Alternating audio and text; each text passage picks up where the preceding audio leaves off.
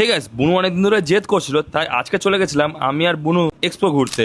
প্রথমে তো আমরা এক্সপোতে 20 টাকা করে টিকিট কেটে নিই, আর এক্সপোতে কিন্তু ঢুকতে প্রথমে দেখতে পাই এখানে খুব সুন্দর কিন্তু অফারের কিন্তু অনেক জিনিসপত্র রয়েছে। প্রথমে দেখতে পাই আমরা কিন্তু আচারের কাউন্টার গুলো, আর এই আচারগুলো কিন্তু সত্যি খুব সুন্দর খেতে হয়। তারপর তো বুনুর চোখ চলে যায় এই সফট টয়েস গুলোর দিকে, ও তো খুবই বায়না করছিল, তাই আমি বললাম যে না এখন নিস না, ওর জন্য বড় দেখে সফট টয়েস নিয়ে এসেছি ওর জন্য, তাই জন্য আর ছোটগুলো কিনতে বারণ করলাম। তারপর চলে গেলাম আমরা কিন্তু রাইডস এর দিকে। রাইডস এ প্রচুর রাইডস ছিল, সত্যি খুব ভালো লাগছিল। বোনও খুব একটা চাইছিল না যে উঠতে, তাই জন্য আর উঠা হলো না। এছাড়াও খাবারের কিন্তু অনেক আইটেম ছিল। আর এইবার এক্সপোর কিন্তু মেন ভাইরাল জিনিস হচ্ছে জলপরি, আর সেই জলপরি দেখতে পেলাম 100 টাকা করে টিকিট। তো সেরকম ভাবে দেখিনি আমরা, যেহেতু সবাই সোশ্যাল মিডিয়াতে এত পোস্ট করে দিয়েছে জলপরি, আর দেখার ইচ্ছা হয়নি। তারপর চলে গেছিলাম আমাদের সবার প্রিয় কিন্তু পাঁশকুড়ার চপ খেতে।